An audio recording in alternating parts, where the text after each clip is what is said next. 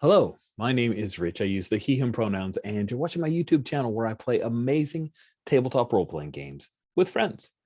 Today is the final session of a part of Star Wars Saturdays. Star Wars Saturdays is this ongoing anthology campaign of tabletop role-playing games where every Saturday, and some might say Sunday, because this is Sunday, but it's Saturday somewhere is always my reply. The Star Wars Saturdays, I take a different RPG every month and hack it, tweak it, give it a loving finish to make it able for us to run it in Star Wars. We've been telling stories for years now, coming up on 4 years. It's been exciting and delightful. It's an anthology campaign, which means the characters can return from previous stories, reinterpreted into new mechanics and new systems, and we remix stuff all the time. We are currently playing Apocalypse World Burned Over, which is the latest iteration came out in September of last year, and you can find that on Vincent and McGay Baker's Itch store, and I highly recommend it. It's a hackbook version of Apocalypse World, one of my favorite RPGs of all time. And it has a bunch of new mechanics and playbooks and some cool stuff. It's not completely finished. There are a few bits where we need to make it up. That's okay. Barter being one of the major ones, but there are a few others where it's like, I think the intent is that we go here. That said, it is a pretty solid game for most all parts that we've engaged. We are, in timeline wise for Star Wars, 1.5 years after Palpatine died. We are on the planet, the red planet, as you can see in all of our backgrounds, known as Dathomir, where the Rancors roam, someone might say. And it's also a place featured in the Clone Wars animated series, where Zabreks and Night Sisters came from. And that's important once we introduce some characters. We are doing something a little different for our last session. We knew that Cody was attending Star Wars Celebration this very weekend and would not be able to join us for the game. Totally cool. If ever there is the best excuse to not attend a Star Wars RPG session is to be at Star Wars Celebration. Hope you're having a great time if you happen to circle back around and watch this. Cody, little jealous friend. And then Ferret was also with us for the 3 sessions and unable to join us unexpectedly, but totally cool. Open Door is something we do at the Gauntlet, which is a community we're all part of. So no problems whatsoever. We decided as the 3 of us, we could just say, you know what, that's the good job, and we will leave it where it is. But after some chatter and some side tangents, mostly led by me, we've decided we want to see this through. And so that is what we're going to do. As a reminder, we do have safety tools. We have lines and veils, as well as ask firsts and X card. And if you're curious what those are, go back and watch the previous sessions in this or anything I run, because that's pretty standard for the safety tools that I use. But if you are confused and this is randomly what you ended up on, I apologize. Just hit me up in comments and I'll be happy to walk you through those safety tools. But I've taken up enough time. Let's remind ourselves of the characters that we have here for our final session, our finale, grand finale, where we have all the budget in the world. Stephen, if you could introduce yourself and remind us of your character. Hi, my name is Steven. My pronouns are he, him. And today I'm playing Sin. Sin is a Dathomirian Night Sister, very young, who escaped from the purge done by the Empire on her home planet of Dathomir. She and some other clan members all went up into the mountains, and now she's come down. I don't think we know what, happened to the rest of her clan, but she's come down into the city trying to rebuild the Night Sisters and the Night Brothers. Um, but she's pretty inexperienced. So, yeah. Cool. Thank you very much, Stephen. And then Alan, if you could introduce yourself and tell us about your character. Yes, my name is Alan. My pronouns are he, him, and I'm playing Crix Aaron, also he, him. And this is the Undaunted playbook.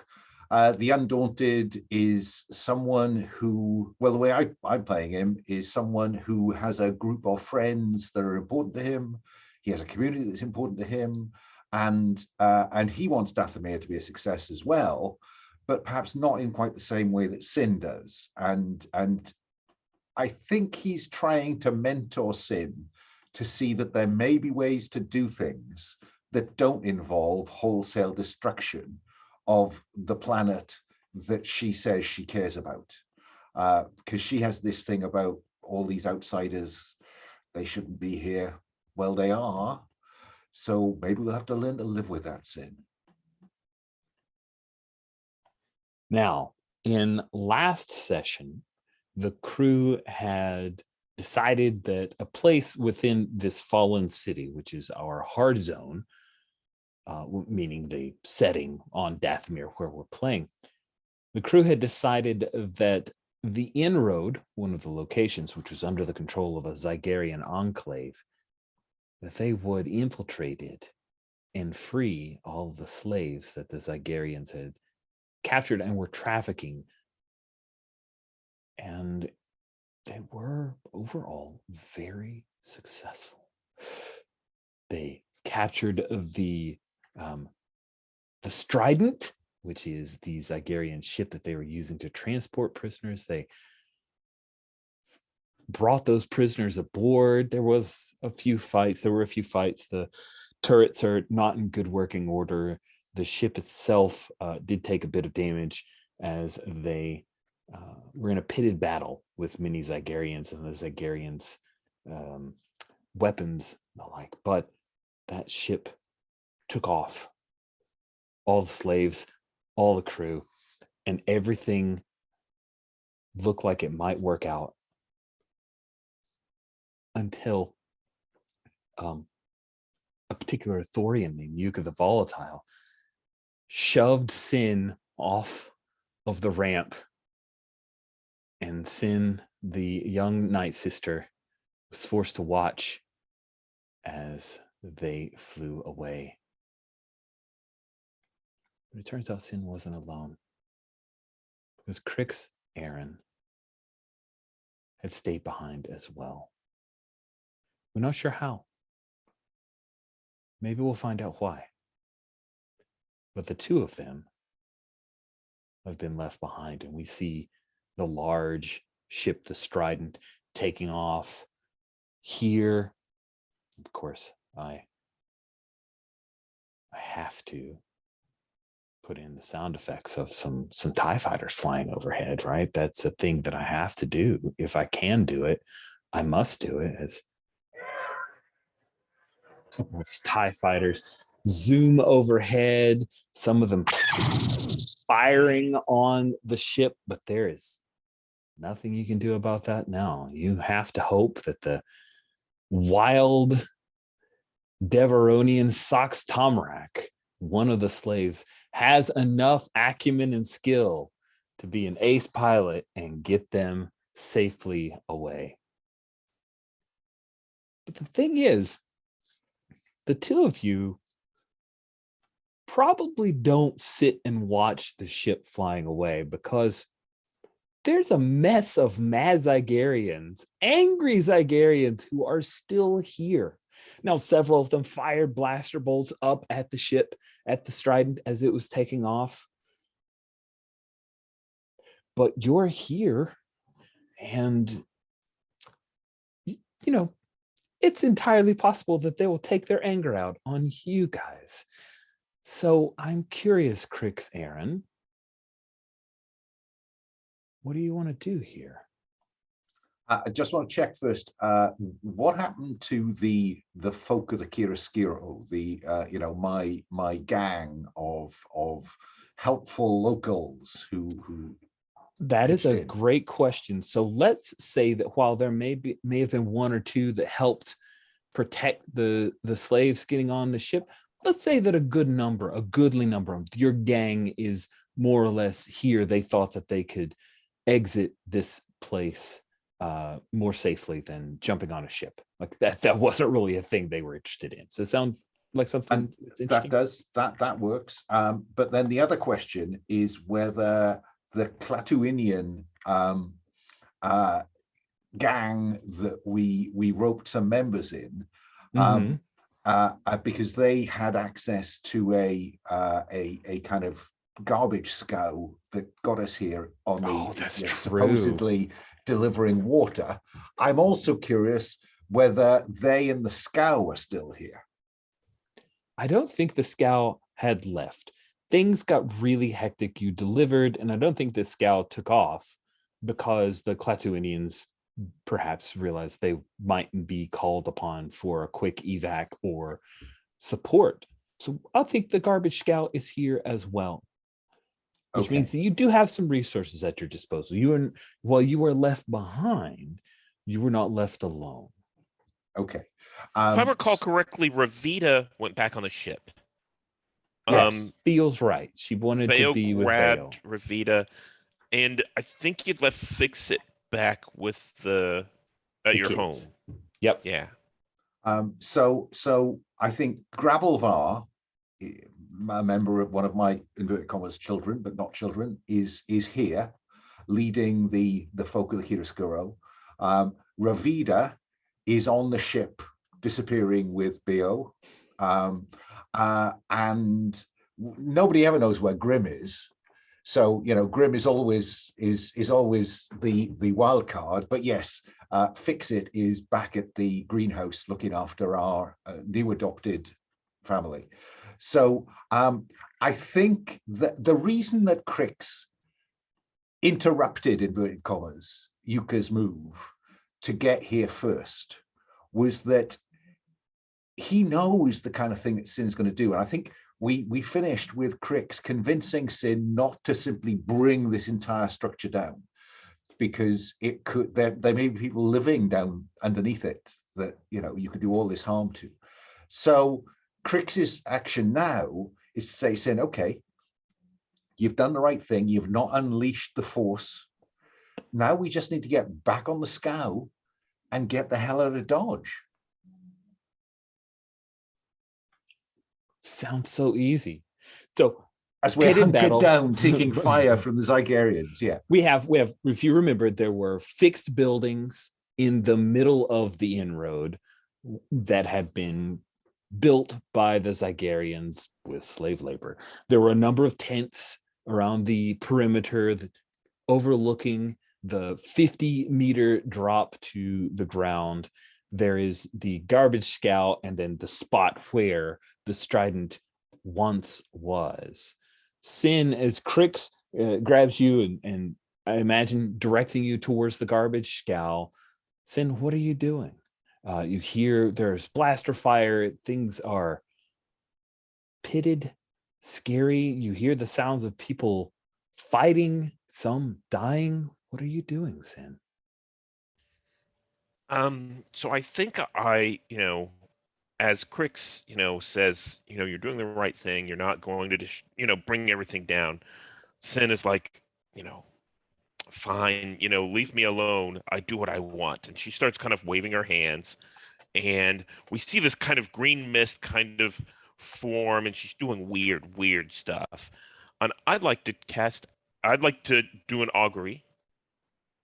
Ooh, My wild. intent here, and I think I alluded to this at the end of the last session. Yes. I want to see if I can pull a rancor through out of the maelstrom, Mm-hmm. to distract everything while we get away. Yeah. Okay.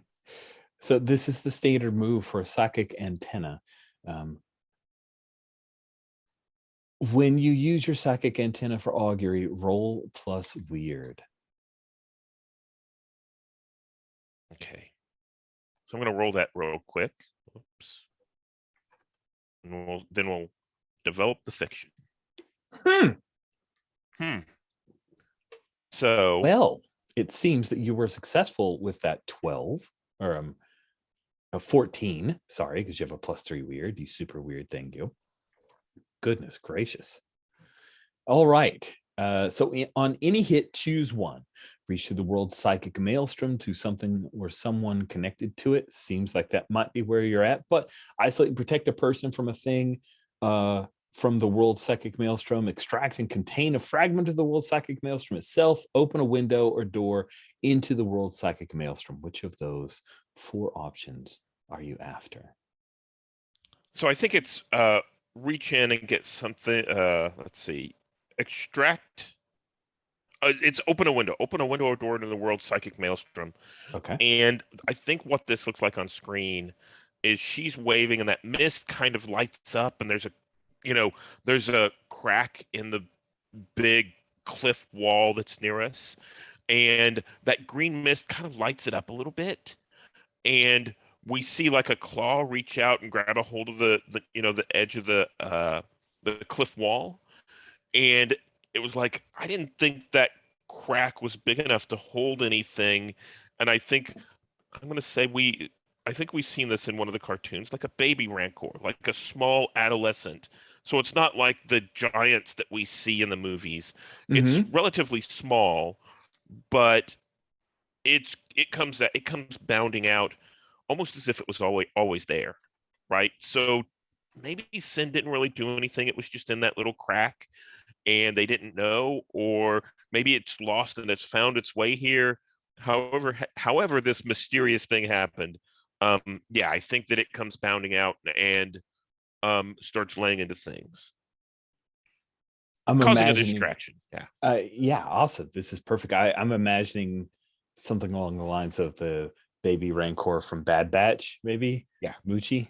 Yeah, that's great. That thing was, If I'm not mistaken, it was fairly quick, but It also was. fairly small, like It was. maybe 6 or 7 feet high. Yes, it was taller than any of the clones, but you're absolutely right in that it wasn't full rancor size at all. It was maybe 10 feet tall tops, but it wasn't giganto. Yeah, it's uncontrolled and undirected. This rancor comes bounding through the from the psychic maelstrom through the window you have created. Now, 7 to 9, see on 10 plus, you get to choose 2 of the following about the effect that you have. It persists for a while without your actively maintaining it, reaches deep into the world psychic maelstrom, reaches broadly, maybe universally. It's stable and contained, no bleeding. I will tell you that if this is not stable and contained, other things may come through. Oh, that's interesting. So my thought is entirely that I just wanted it to be, I'm thinking that it had to be deep and broad in order to bring something, this, 8 to 10 foot thing through, and it comes through fine. And I think that's all I intended. So I'm going to choose the deep and broad, and it just needs to be long enough to get it through, and then it can close. And I think during this, Sin turns to Crixton is like, we'll let the Dathomir, the land, sort it out. Okay, cool. So I think Crix can live with that, because this is, as far as he's concerned, this is 50 meters above any innocent bystander. it's true. Well, except for your crew. Other than us, yeah. But they came here knowing they were in for a fight, so I get you. That makes some sense. Well, in which case we need to get out of here without attracting the Rancor's attention. Well, so yes, you do. And you see this, Crix, as Sin. It takes a moment, right? And I'm imagining we see some like glowing green eyes of the Night Sister's power evidenced as Sin reaches into the psychic maelstrom, tears open, and this rancor comes running forth. Crix, the Zygarians see this and they're going to do something about it. What, as you see one of them with one of those like weird powered yellow electric whips is going to walk up and try to stop Sin, as if they sniff or suspect. She thinks that is what is causing this. What do you do? Well, I am going to do battle to protect Sin, because that's what I do for people. I get in the way. And that will trigger Mother Bear. When you do battle, no matter what you roll, you get +1 hold, which you must spend to guard someone. If there's no one to guard, blah, blah, blah. Okay. So this is do battle is roll plus aggro, is it? No, so you're going to be rolling both, remember? So when you do battle, you're going to roll twice. Assign one result to attack someone, which attack someone uses hard, I think. Let me double check. Yeah, I think you're right. And act under fire uses cool. Okay, so let's roll 2d6. That's an 11. And then another 2d6. That's an 8. So attack someone is -1. Act under fire is +2. So that works really neatly. You could have both 10s? I could have both 10s out of that. A -1 off the 11 gives me a 10, and a +2 on the 8 gives me a pair of 10s. Wonderful. There is something, the force is strong in me today. Indeed. So on attack someone on a 10+, when you attack someone, roll plus hard. On any hit, you inflict harm as established. On a 10+, you choose 2 of the following against your enemy. Do you want to inflict terrible harm, seize hold of something? And again, you get your extra protecting someone as Mother Bear. Seize hold of something, get them out of your way, impress, frighten, or dismay them, or pin them down. What 2 options are you interested in? I think that I will impress, frighten, or dismay them. Because what I think, as we see the whip coming in towards Sin, I put the shovel up in the way. And of course, the shovel has a wooden handle which doesn't conduct. Or a plasteel, whatever space. I like wooden handle. It's your Vorpal shovel can have a wooden handle if you shovel so has wish. Exactly. So it goes around that, and I kind of just pull it out of his hands, and then I look at him, and I say, "And the next thing to fly over there is going to be your head. Back off." Ooh, and you impressed us. That is pretty great. And then act under fire with a 10+. The short version is that. Well, just to finish. Solid. Sorry. On a 10+, I choose 2, so I'll choose that one and get them out of the way. You knock them down, drive them away. I drive him away. Okay. Which just mechanically backs up where you were going anyway. Yeah, absolutely. And with the 10+ on an act under fire, you're solid, you do it. So that doesn't really change our fiction. You are able to defend Sin. Sin, you're vaguely aware of this as you are busy opening up the maelstrom and summoning forth this rancor, this native indigenous creature to your home. And it comes in like fireworks, roaring and tossing some Zygarians aside as the destruction is imminent. One of the poor Zygarians, he's a bad guy, but he falls over the side, like boom, and then over the 70 meters. Yes, we see the falling Zygarian screaming until he's not screaming anymore, and we don't see that. We cut away because this is Star Wars. We don't have to see someone bounce several times and all that fun stuff. Unless it's a PC, right? Unless it's a PC, then we do see it because, there you go. Sin, once you've opened this portal and Crix has saved your life, possibly, you are in rough shape. Both of you are. Chaos. You're in a pitted battle. What are you doing? So I think that, whenever I'm doing this, we see those weird ghost kind of things and the green fog that nobody really. Okay, I don't know what that means, but I think Sin might pretend to know what it means. But I think we see it start to lick up a little bit of Crix, like it's accepting of Crix. And I think, she's like, because Crix just basically kept people off of us, off of me. I'm like, oh, I think there's a little bit of a, the world and whatever I'm doing accepts Crix as one of its own. And I Nice. think with that, as the Rancor, as I mentioned, it kind of leaps out, it starts, just, I think playing, but it's a rough thing, right? It's, grabbing and that kind of stuff. I think, I say, I think I grab Crix's arm and I'm like, come along.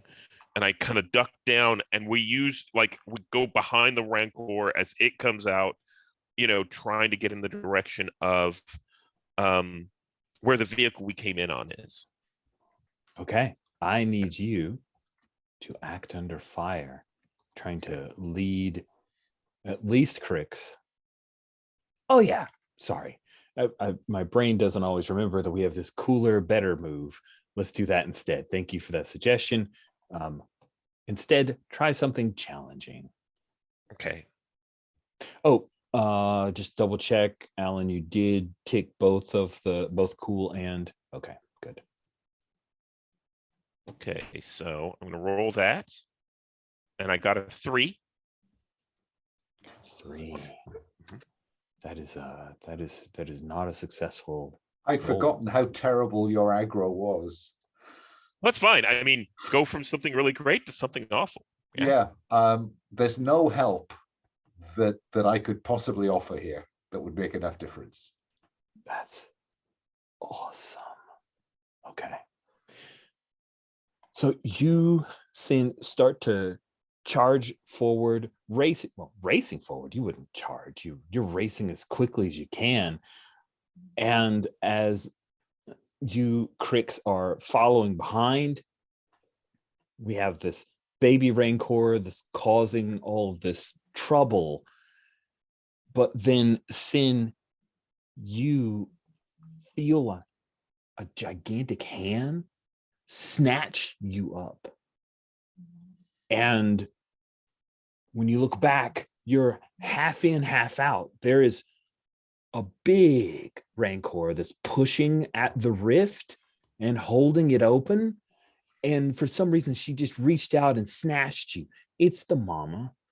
You're not sure she's going to eat you, but she definitely has a nice firm hold of you. And she steps forward onto this inroad area, and she towers up. This is, shoot, what is the term for the giant Godzilla kaiju? This is a kaiju size.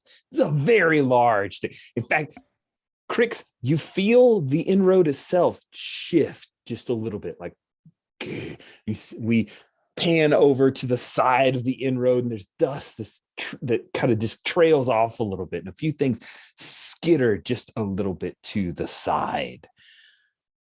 Sin, what do you do? I think as I'm lifted up, I scream, but not out of fear, in frustration. We get that, what's the right word? Indignant, and I turn it, not me. I'm of here. Take the others, the off-worlders. You know better. Almost, oh. I think she's, what's the right word? She is, inadvertently, she's trying to command something that can't be commanded, if that makes sense. Yes, that makes sense. Just, you should know better. She's scolding.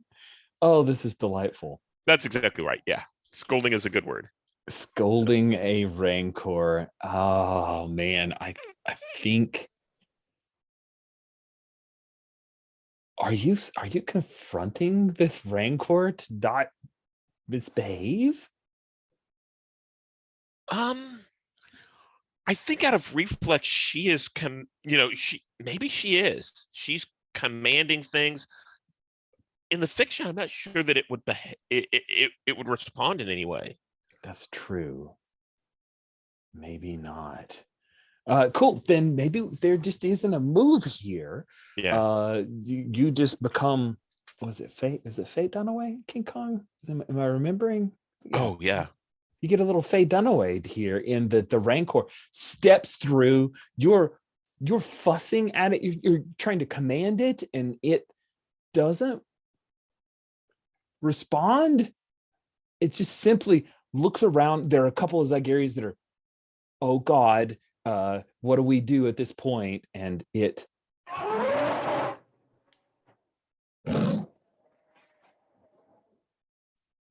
doesn't have chains on it. There is nothing to fetter this thing, least of all your voice.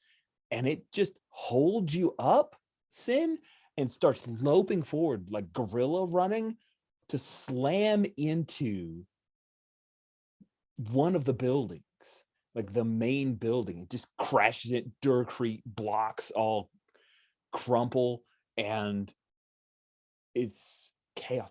Crix, Grim grabs you by the arm and says, "We need to go.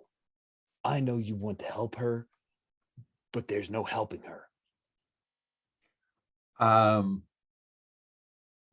turn to Grim and I tell him, get the others into the garbage scow and get back, get off here. And I brush his arm off and I leap for the Rancor. That's amazing. Might this trigger against the odds when you're backed in a corner, roll plus aggro? Yes. Okay, Oh, here we go. goodness. 2d6. Well, that is a 6 plus. You're rolling plus 2. aggro. Plus 2. Thank So God that's for an your high 8. aggro. Okay, so let me just remind myself what this move does. On a 10 plus, choose 1. Okay. On a 7 to 9, the MC the chooses for you. It's bananas. All right, here we go. None of these are a bad thing. No, Let's they're be all clear. great. They're all wonderful. Yeah, okay. I mean, a sudden realization that this was a bad idea would be a bit of a damp squib. That would suck. I am curious to carry this forward. So you find reserves of speed, strength, or endurance. You may tell the MC what you can do in this desperate moment after ordering Grim to leave you behind. I think that I can get a grip on the back of the Mama Rancor and begin to clamber up its back as it's running. That's awesome. I love this. This is so good. I almost want to like cut scene at this point. You know, just like the Rancor has you, Sin. It causes some destruction. Crix gets up and kind of rides it, but there's no saddle, so you're more along for the ride. The Rancor, after slamming a few people around it, jumps off of the inroad, and we see the inroad as the scow is taking off. It just teeters, slowly falls, and slams 50 meters down, throwing Duracrete all across the red mud and muck underneath it. And boom, the Rancor hits the ground, and then it takes off. And I think we have to take a bio break right here. Like, that needs to be a commercial break. So as we return, let me post-production edit in one thing, which is that as Mama Rancor is about to jump, baby Rancor scampers along to clutch to its side, like a baby gorilla kind of thing. And then the Mama Rancor jumps off and lands. And that was the end of the scene. So I needed to make sure that baby Rancor did not die in the fall. We skip forward some time, like star wipe. We see the Rancor, and then we cut away from that. That was the end of that scene. And when we pick up, I think that the pair of you, Sin and Crix, are lying in the red dust of Dathomir, somewhere on the edge of the fallen city, the large plateaus looming over you, casting long shadows. It is growing cold. The day is ending. Both of you are injured to the point where you're not going to get better without treatment, and you're far away from your friends. What do you do? So I think Sin, kind of comes to, and I think she's caked with like this red dust, and it kind of gets in her white hair and is almost making it look like it's dyed or it has streaks in it.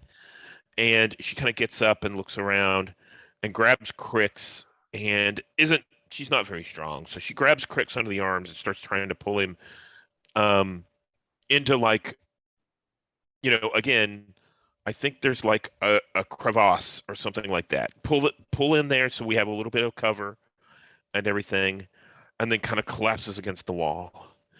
And then I think I'm going to try my new move that I just got last session, which is Healing Touch. Ooh. So, Crix, do you want to be awake and say anything? I don't want to. No, I think it's cool that this is that Crix has no influence on Sin's activity here. Okay. Because we're beginning to see her care about outsiders, maybe.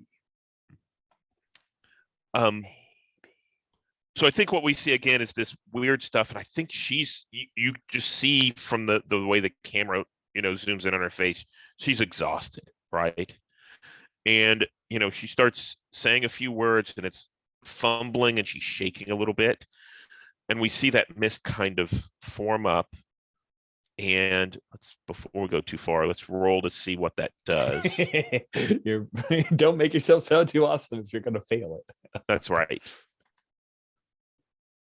So let's see. You are rolling plus weird. Which Yes. is your best stat by a lot. Wow, the dice really want you healed, Crix. So it's interesting. Whenever I roll with the stat that I had the highest in, I'm rolling above a 10. But whenever I roll with anything else, I'm rolling below a 6. So that's great. Okay. So I rolled 13.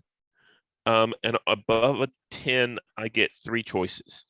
So I think take their pain away is stabilize them, right? And then I think I'm going to ask you, does that heal 1 harm or 2 harm? I think it's the first time you did it, so it's one of those explosion of power bits. So completely unstable. I will say that it is 2 harm that is healed, and Crix will wake with no pain and nearly fully healed. But I think because this is weird, Dathomirian healing crap, with the weird mists and stuff, I think it gives Crix nightmares while he's out. Yes, you are touched with nightmares, Crix. You see the scar left on Dathomir by Count Dooku's betrayal. You witness that which BO has witnessed, the destruction of the Night Sisters, the pain and the fear caused upon them by the Sith. It sounds like I've forcibly had my brain opened. Gosh, it does. Do you want to roll plus weird and perhaps ask a question? Well, given weird is -1, why wouldn't I? That turns a 6 into a 5. I am in your hands. All right, on a miss, be prepared for this. So do let me know. Do you have any questions about what is being? Yes, I think I do. Because I'm surprised that Yuka appeared to try to want to get rid of Sin. And Crix, I think Crix is surprised. He's always been wondering how come Sin exists, because all the Night Sisters were killed. And maybe in his subconscious he's trying to put together, maybe Yuka shouted something as he pushed Sin out, that might clue Crix into what motive was driving Yuka, because it seemed, I mean, I know Yuka's volatile. So I suppose I'm curious whether I get an insight into whether and why the Force ghosts of the other Night Witches, Dathomir witches, don't want Sin to survive. Because that's what it. So you do gain insight, and of course you're prepared for the worst because of the failure. You gain insight that there are two halves. The whole of this event has split the spirits of the Night Sisters. There are a number of them who seek only vengeance. They are angered. They want to bring down all of the outsiders who they see pillaging and destroying Dathomir. The Imperials, slavers, the unworthy. And there is another faction of the Night Sisters, of their restless spirits, who want to move on and feel incomplete. They want Sin to join them so that they can pass on. They feel the Night Sisters are no longer needed on Dathomir. They are the ones who gave the visions to Yuka. The Sin should join them in the afterlife. She's the final piece of the puzzle for those who wish to move on. All things have a time, and their time has passed. Sin is a black mark, a vestigial limb. Does that seem fair? Crix, you draw a breath and awaken, and you see Sin, the Night Sister, looking down at you. Is there a look of concern in Sin's eye, or merely the look of the weird green-eyed magic that you use to bring him? I think it's more a look of exhaustion. I think that, whenever she gets done while he is still unconscious, she slumps against the wall and is almost at the point where she's like about to go asleep, about to collapse. So I think that as Crix wakes up, she's basically half lidded, sitting against the back of the wall, Yeah.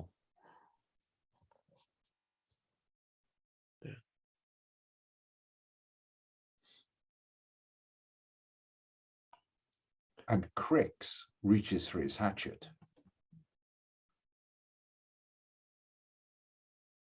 Because he's got a choice to make now, hasn't he? He does.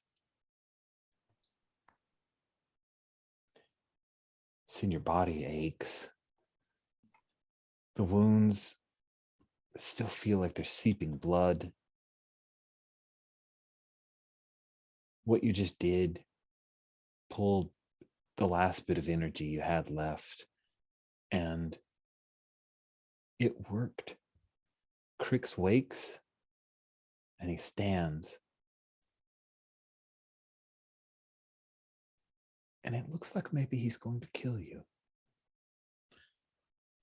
And I think at this point, we see this resigned look, as the camera zooms in on Sin's face, she's just basically too tired to care.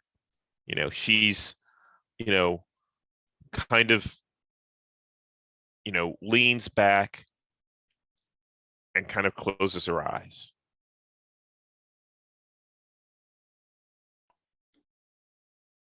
Is that it then? You're just going to lie there and die? I think we see the lids come up a little bit and says, no.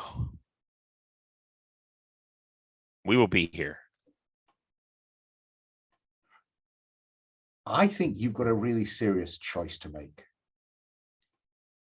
You can carry on this kind of lone crusade until there's nothing left on this planet except you and a bunch of bodies.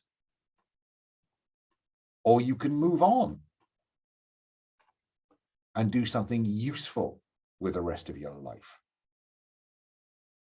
Because you are spoiled and self-indulgent. You have no idea of what you're talking about. But I do. But I do. That weird stuff you do, you think that doesn't none of the rest of us pick up on that? None of the rest of us, get any flavor of what's going on? You throw this stuff about like it's, just handfuls of dust. And you don't think that that's gonna kind of, Yuka felt it. Now I felt it. There's a whole bunch of your people out there, and you know what they want to do? Some of them want you dead, and some of them want you to wipe this planet clean of anything that isn't you. And I won't let either of those things happen. Good. That's why you were brought to me. Because neither of those things should happen. So what's the third way then, Sin? We start over. We don't destroy the planet. We don't kill everything here. We don't just lay down and die. We rebuild. We start over. That's why BO is so important. We need to rebuild and remake and put right what we have here today, what was here before. And what does that look like? Paint a picture for me, Sin. What's utopia gonna look like, Sin?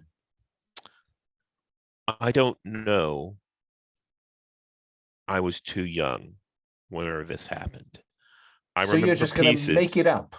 I have faith. I have faith in Dathomir, as it puts faith in me and gives me the abilities I have. And it will help us rebuild and put right what was taken and destroyed.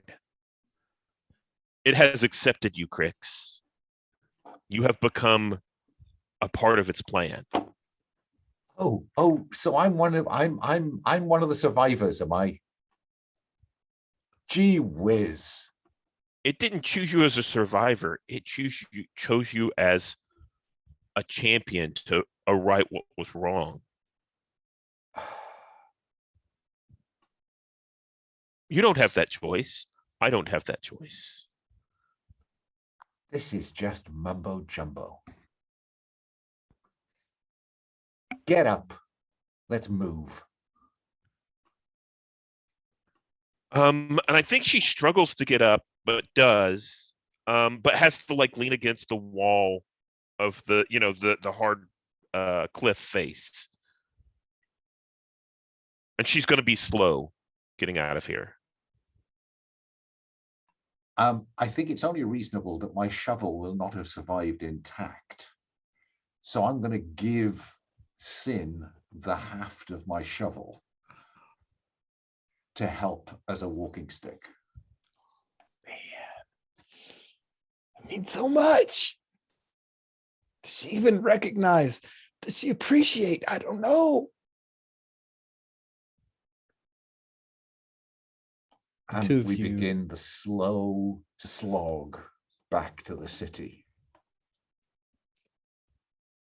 It's dark by the time the two of you make it to any sense of civilization, and you realize long before you arrive that the first place that you'll come to is the small Imperial controlled spaceport. It's on the far edge of the fallen city. Has lights, creature comforts, a small medical station, and a bunch of stormtroopers marching And I think to and Sin, fro. yeah, Sin sees this and says, I will not go there.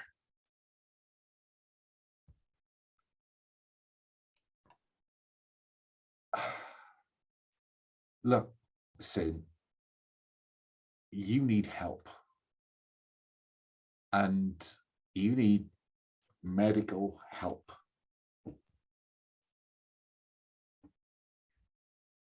They have a medical aid station.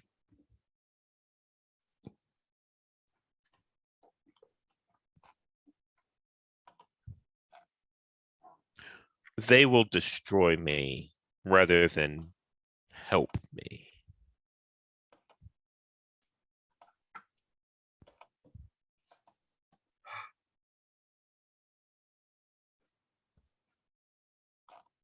Okay. Then I need to get her some medical supplies. All right. So you're going to leave Sin behind and sneak in to try to steal some medical supplies. Well, at the minute, it doesn't seem to me if I take, I mean, if I can take Sin with me, how disadvantaged am I going to be? Very. Yeah. Sin doesn't want to So- go. And there's a little something more that'll make it even harder. So that's, I'd say if you bring Sin along, I'm gonna say you got a -1 forward on actions. So I have a proposal just to, kind of even this out because there's only 2 PCs. Mhm. There was a move that we saw at some point in another PBTA game.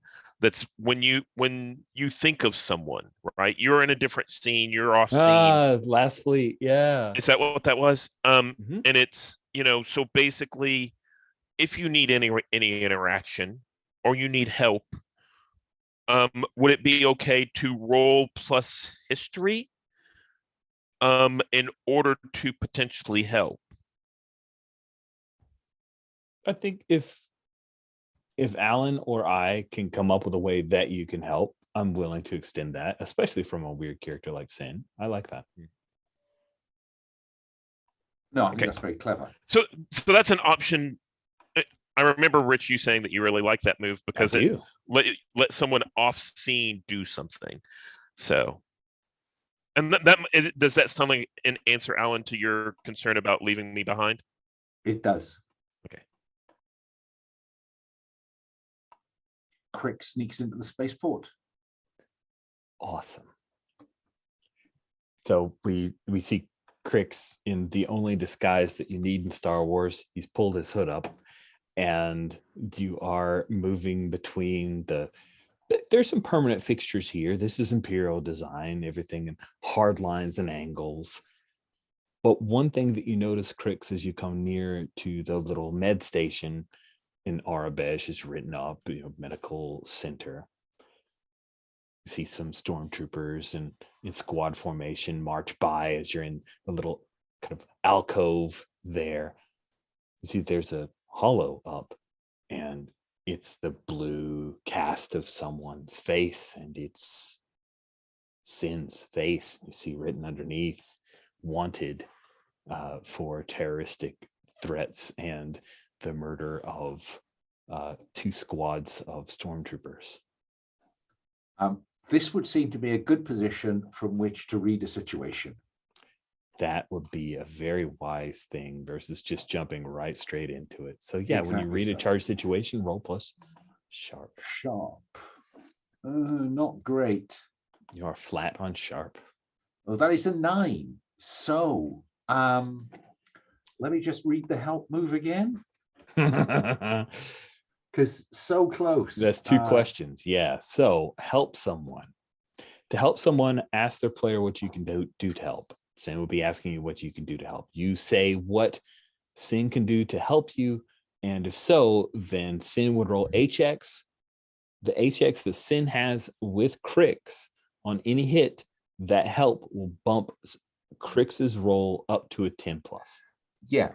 So ask to help someone, ask their player. So Stephen is asking me what Sin can do to help Crix. Yeah, yes. Okay. So I think that we flash back to me propping Sin up against some kind of boulder from where she can see down into the spaceport. And me saying, do you see anything that I need to keep my eyes open for? Oh, that sounds perfect. So basically I'm the lookout. I like that. And so let me roll that. My HX with Crix is 2. So if I'm not mistaken, this is different from the other help that I've seen like that. This can only help. It can't go bad. There's a totally separate move called interrupt someone. Okay. Because I've seen others that will move a tier, but it's if the help rolls poorly, it can move you down a tier as well. Correct. So that's bounty of the week, and it is super risky to help someone there. It is only risky in that by a mixed success or a miss, you're involved in it. Whatever ramifications come down to the primary actor happens to the helper as well.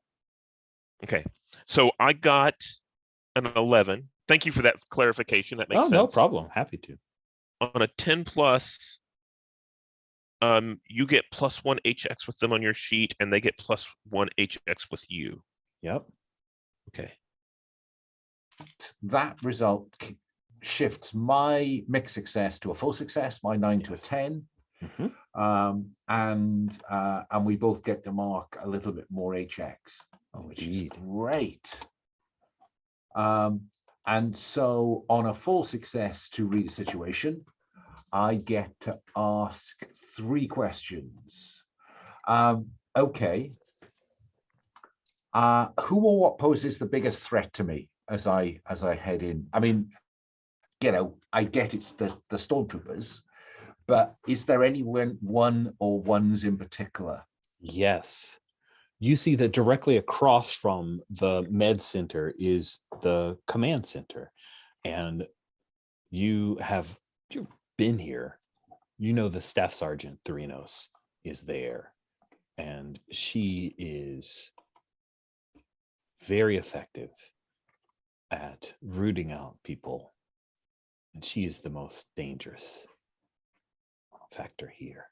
So I need to avoid attracting any attention that would bring her into the scene. Exactly. Okay.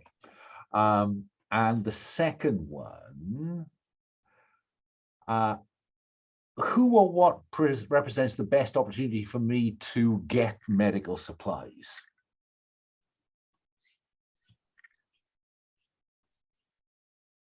What is credits?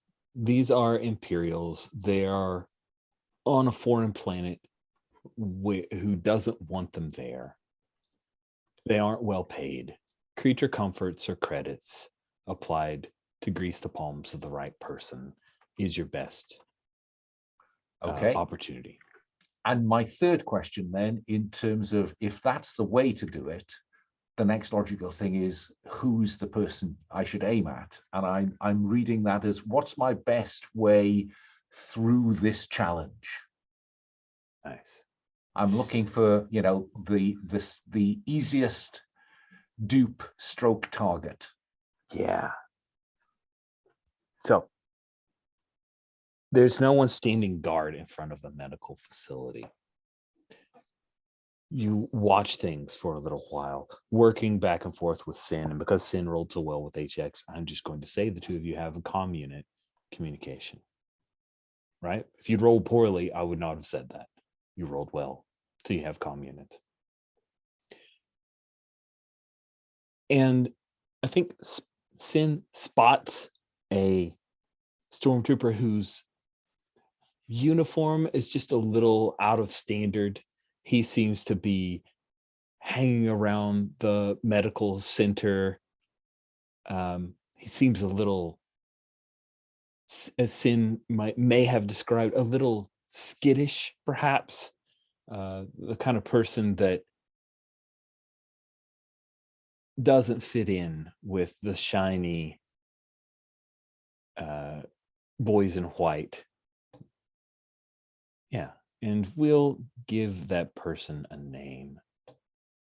We're going to say that his name is Shalk Diaz.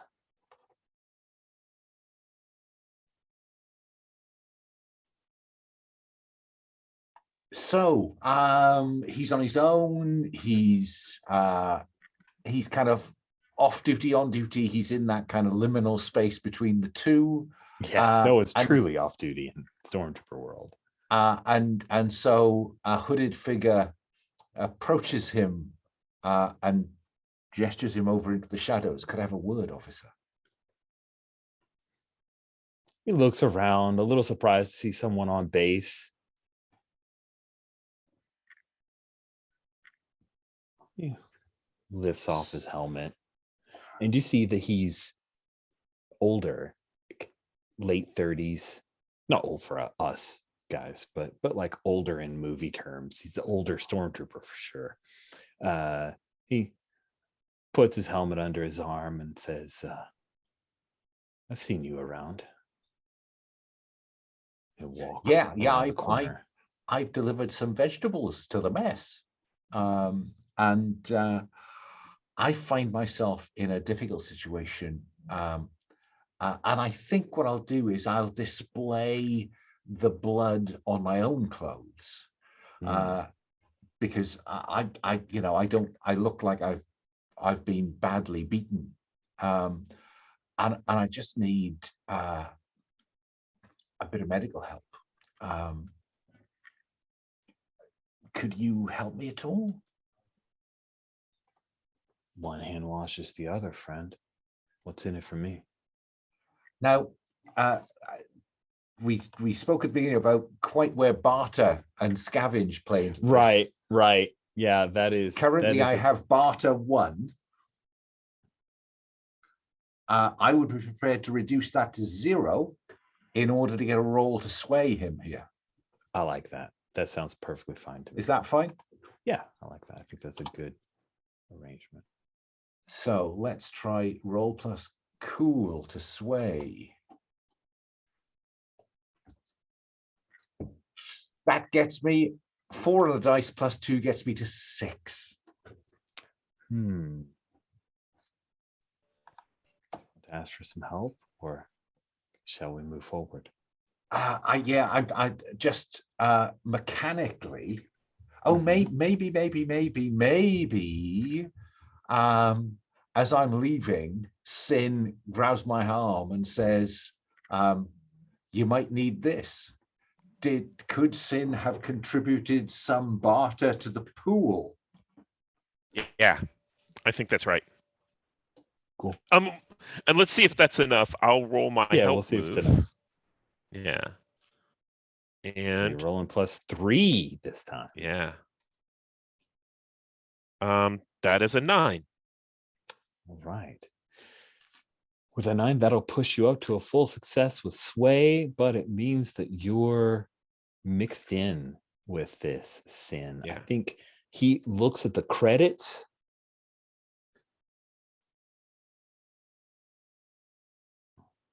Just to be clear, I think it just moves me up to a mixed success because I failed. Oh, that's swim. right. It moves to a mixed success, he says. These are pre-imperial credits. Pretty old. They're still negotiable. And in fact, to some collectors, they're worth more.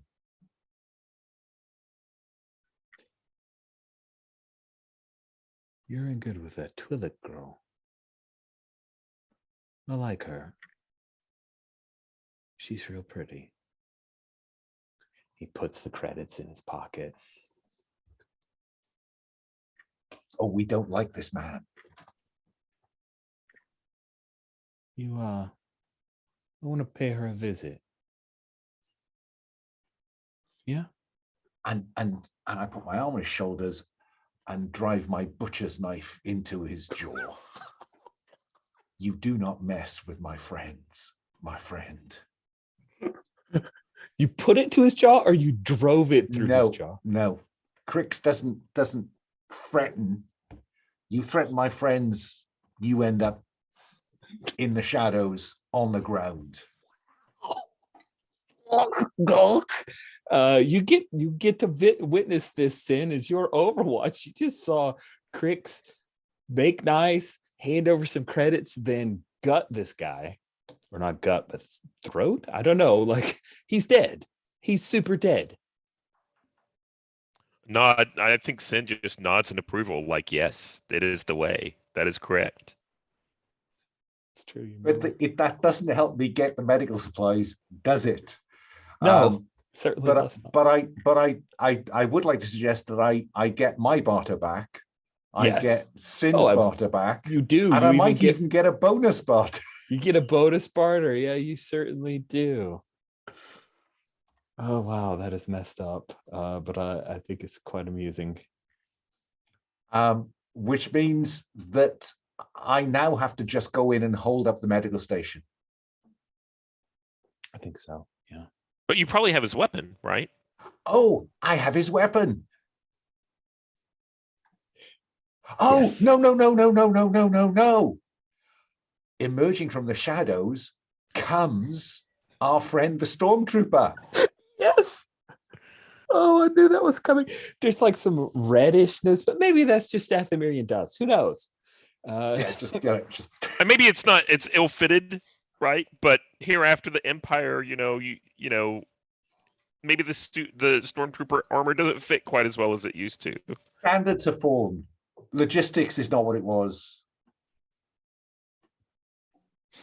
You step inside and you see that there's a medical. It's a 2B1 droid, right? I always get my.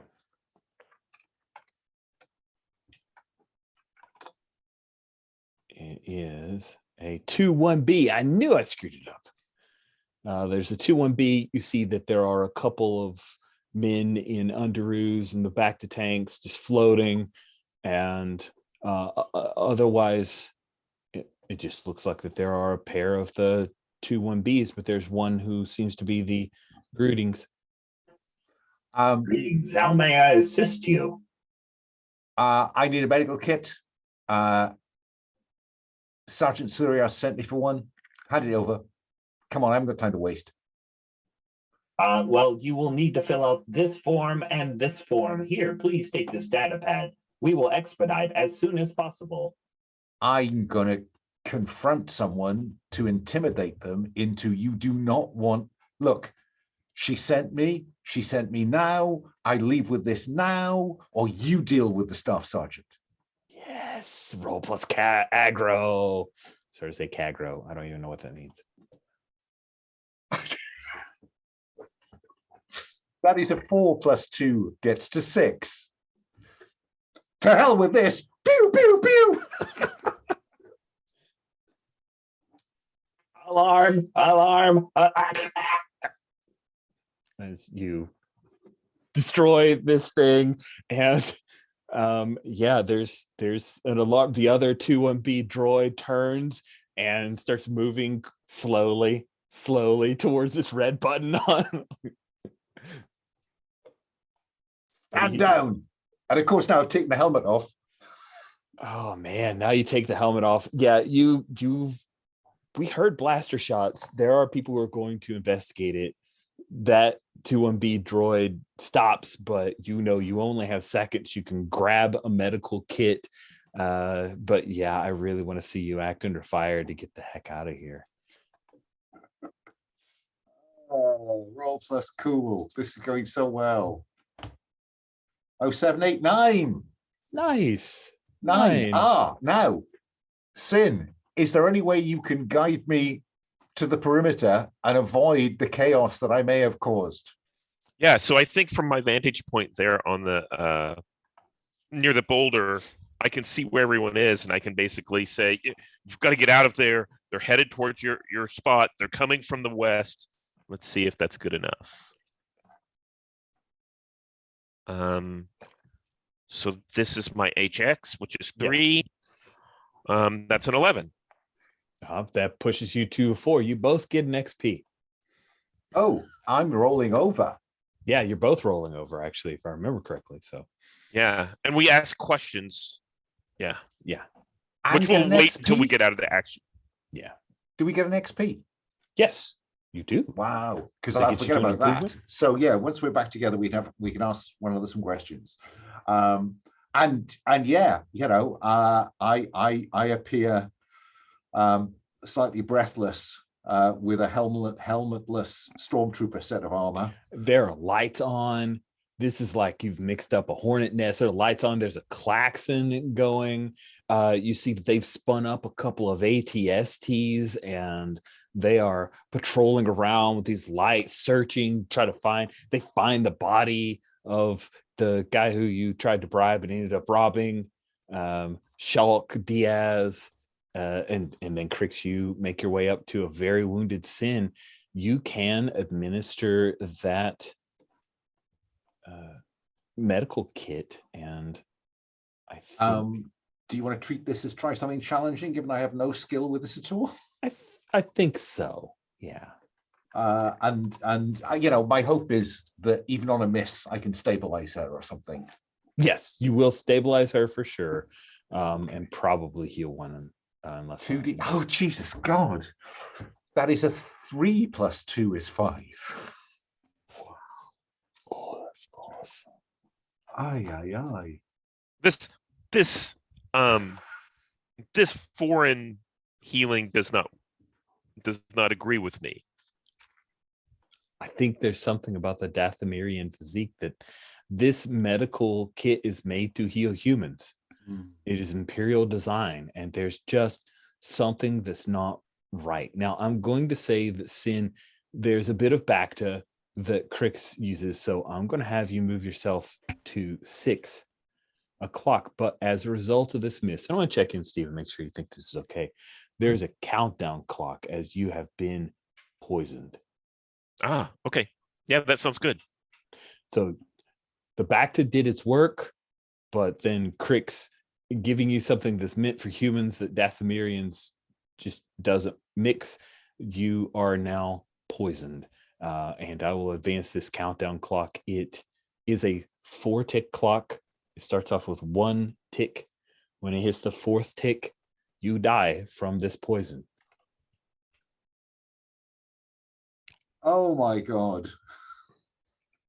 My mind is blown by that. I need Steve. You need to go on. I just need to deal with that. Oh yeah.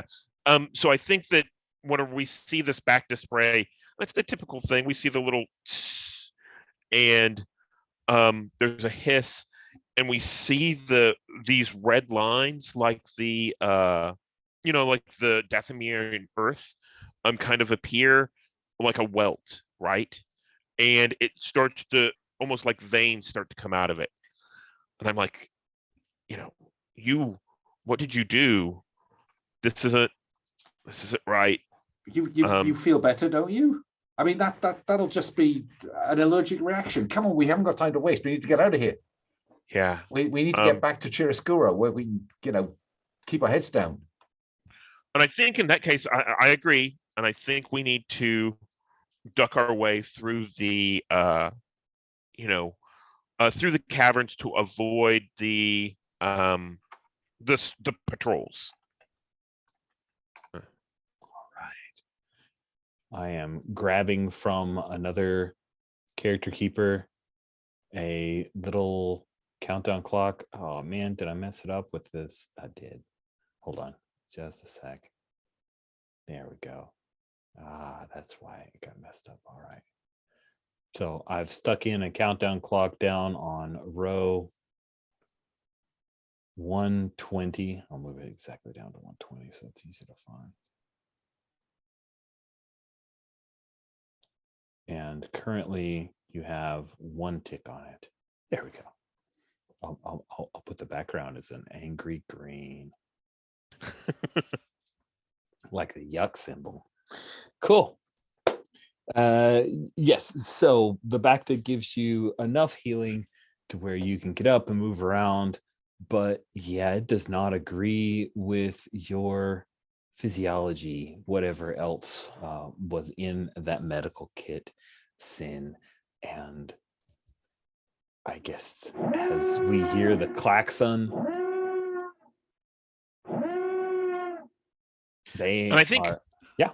I think as they come after us and we see this, the way that we see the poisoned on screen is we're like trying to avoid the patrols.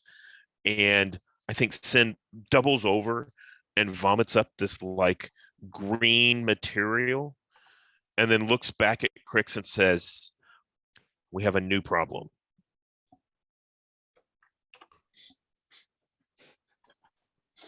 Screen wipe to arriving at Chiaroscuro. Yeah, I'm into that. That sounds good to me. Cool. All right. So you guys come into Chiaroscuro. Sin looks still a bit weak. Parts of your body itch, Sin, and you're starting to hear whispers. Whispers of the Night Sisters who want you to join them in death. To come to Chiaroscuro. And as I quickly remind us, because it's been a little bit, Chiaroscuro is an open mercantile community sited under the fallen overpasses and along the tracks of an ancient industrial center. This is a place where Crix is welcome. And I think when you arrive, and this is also where your garden is it not, Crix? So do we pick up with you arriving at the garden with the kids and FX?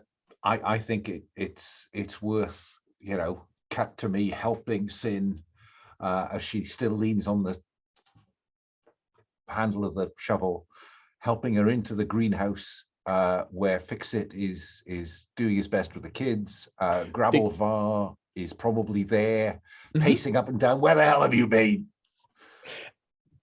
Fixit has what appears very much on the front of its face or his face, right underneath the lipstick underneath the eyelid, and then there's some other stuff written on the side in Arabish, and like paper wings on his back.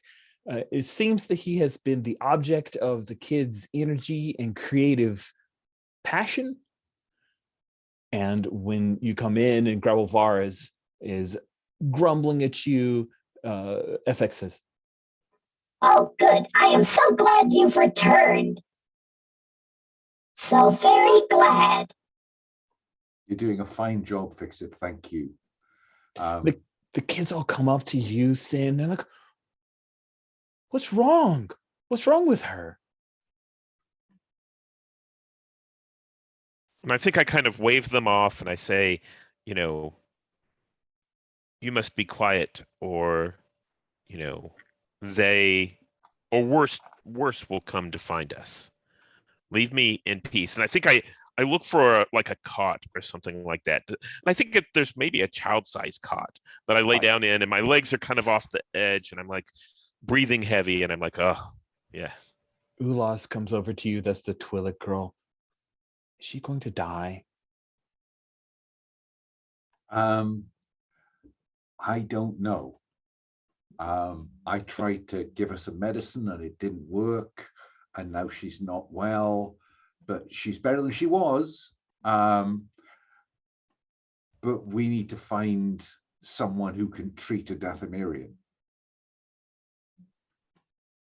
Rido, the little Cathar boy, says, "She took my cot."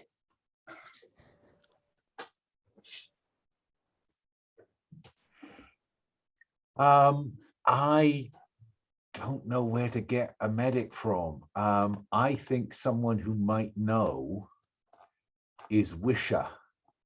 Yeah, that seems right. Wisher You the know, Chiz who runs she the has to Rancor deal. pit. Yeah, she deals with lots of different people. I mean, yeah, maybe I'm under the misconception here. There are lots of Dathomirians about, aren't they? They're just Yeah, not. there Knight are a System. number of Yeah. Dathomirians about. I think you may be able to find something. What I really want is that kind of hit the Duracrete move.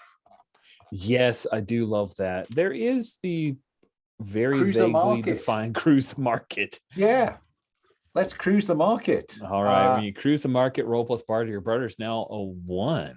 Oh no, you got it back. So you're I stole it all back with a bonus. stole it all So I back, still Roy. have one of Sin's and his and mine. So I'm rolling +3. yeah, Though the you way are. I've been rolling means nothing. Oh, that's a 12. Okay, when I have a +3 to add, I get a 12 on the dice. Yeah, But presumably, does that uses up that barter? I think it does. You end up Yeah, using that up makes the sense. barter that you stole from the stormtrooper, and you are able to ask around. And the people at Chiaroscuro are not going to lead you astray. You have faith in that. And with a 12 plus, they're not even going to mention it around. You come back with some tinctures and other things that can cure, and we can untick that clock. But I think while Don't delete it, because that clock's really cool. I want to use Thank it in you. one of I mine. like it too. Yeah. I'll just untick it. But I think while he's gone, while Crix is gone, Sin, you enter a state where the Night Sister spirits are speaking to you even more loudly.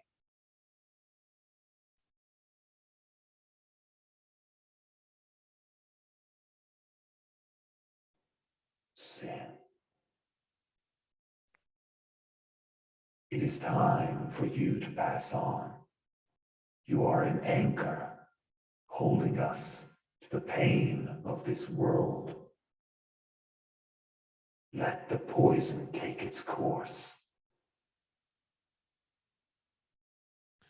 And I think, we see Sin kind of sweating and on that cot.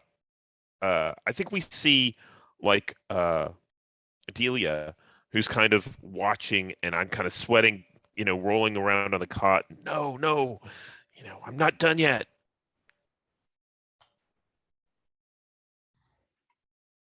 Delia, she's very compassionate. I think she comes over with like a little rag and she wipes some sweat from your brow, and she reaches down and takes one of your hands with both of her little small hands.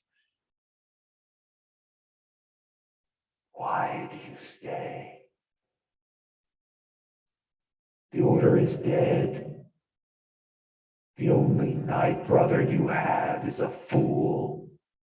There is nothing here for you. All you do is string out our pain and our misery. We want to expire. What do you hope to accomplish when you have done nothing?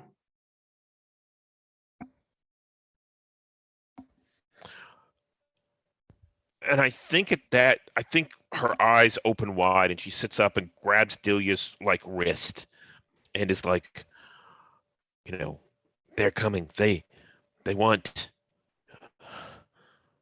they the spirits want to take from the living. We have to stop them.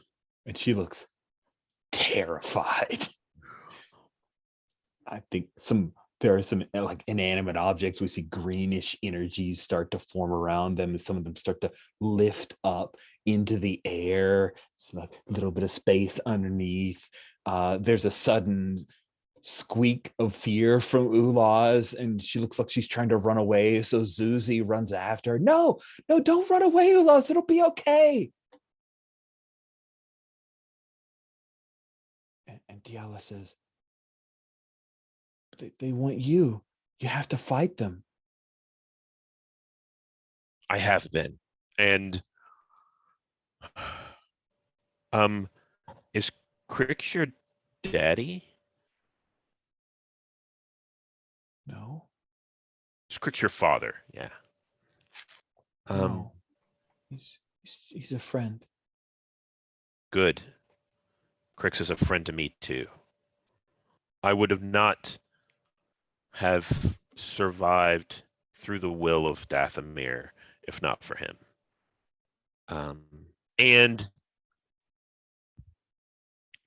I think she's feeling a little bit better. So you got the tinctures, or have you applied them?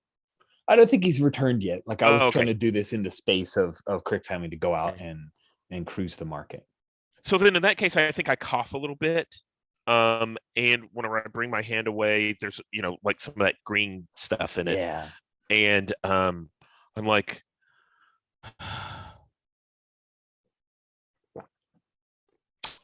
I will do my best to protect those of you who are left, but I'm not sure how much I can help. Do you know the ways of Dathomir? No, I don't. I can learn. Oh.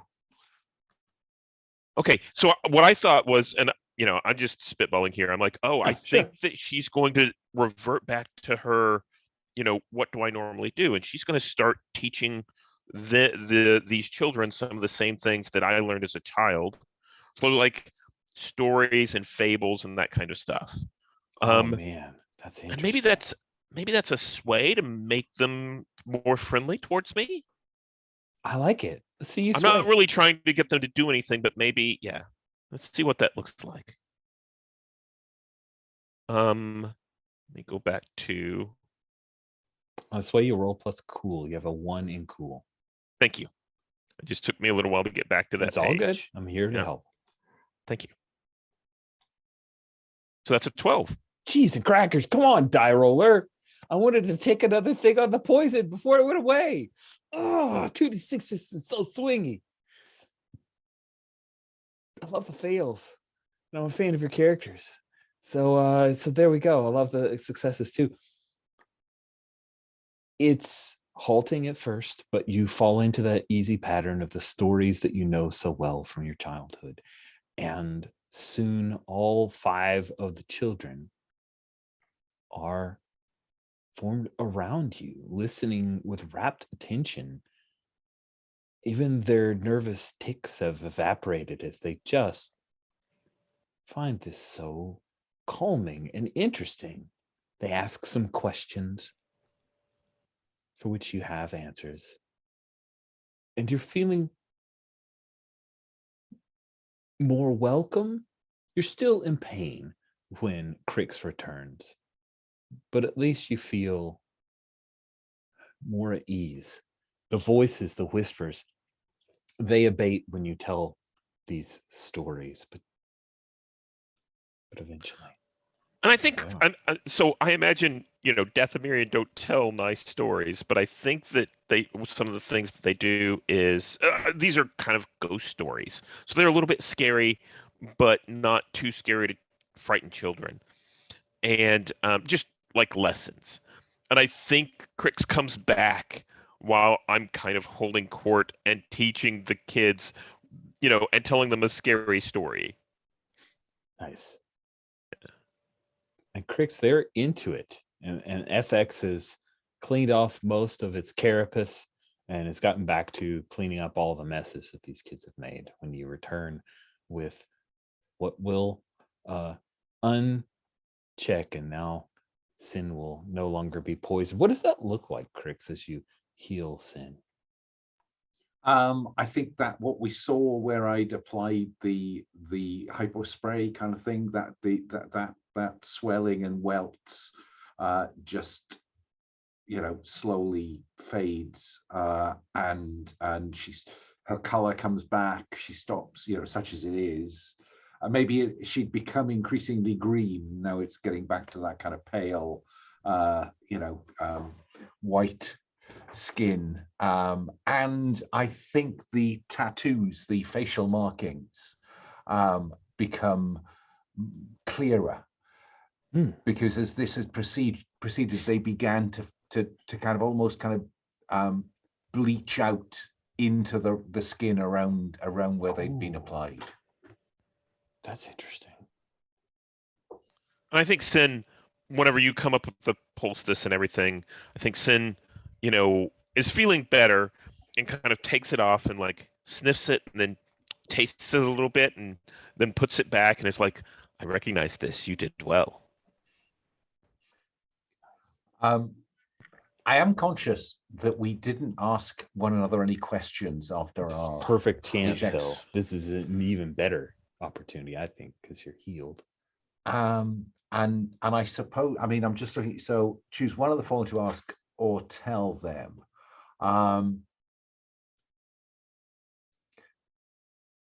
Hey, I'm thinking of doing X. What's your take? What do you suggest? I think it's time to take back the spaceport. What do you think?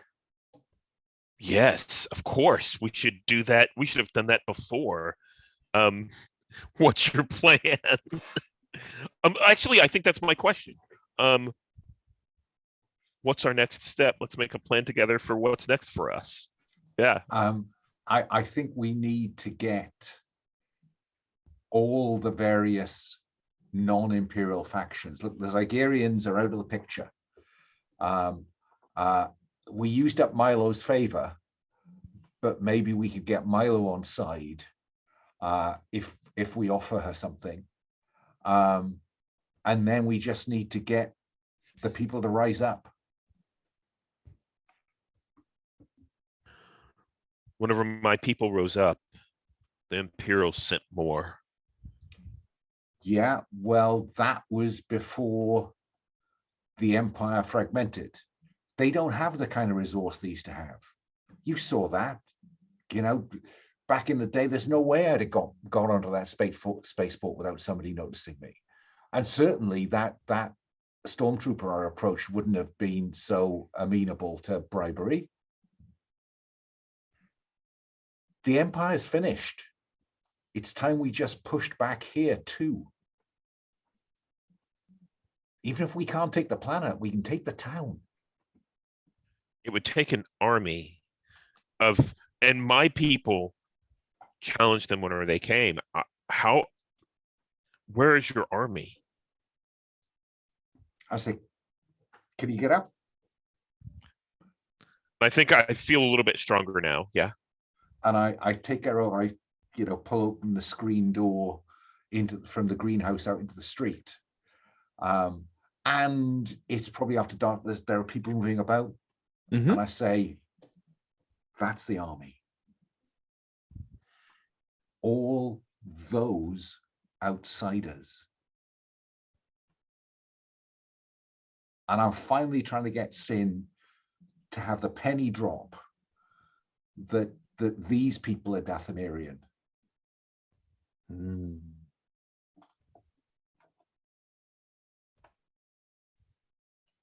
Do you want to sway someone then? I was afraid you'd ask me that. I have +2 to sway, so that doesn't speak well for the chance of this dice roll going well. That is a 7, 8, 9. Well, But on the upside, it means I mark XP. Like a full on XP? Yeah, I filled it up? filled cool. Oh, nice. Well, on sway someone with a 7 to 9. You need to choose. You need to set reserve and skepticism aside and go along, or explain why you must refuse. And if you don't want to go along or refuse, you can choose to ask Crix for evidence, time, a compromise, or some concrete assurance. I have seen the way that you have protected those with you. And I have faith in you. But tell me why that one, and I point to just a random stranger walking in the street. Why does that one follow you to its death? And that one? Now this plays beautifully, because I am at this point where I have filled my XP improvement track. I will untick all 6. Mm-hmm. And I will mark establish a following and get devotion. And I go over to this and I say, "Hi, Arlo." And Arlo turns and says, Crix, we heard what you did. You took down the Zygerians. Everyone's talking about it.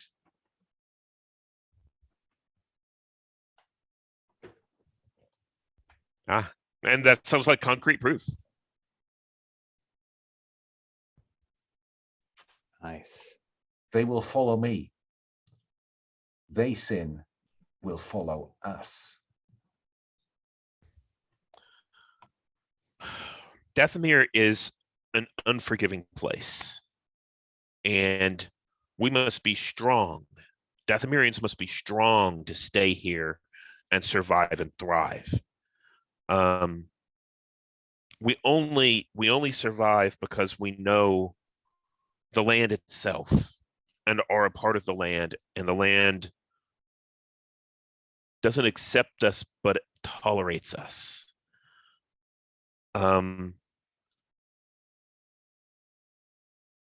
Maybe you're right. It's time to show the intolerance to those that do not belong.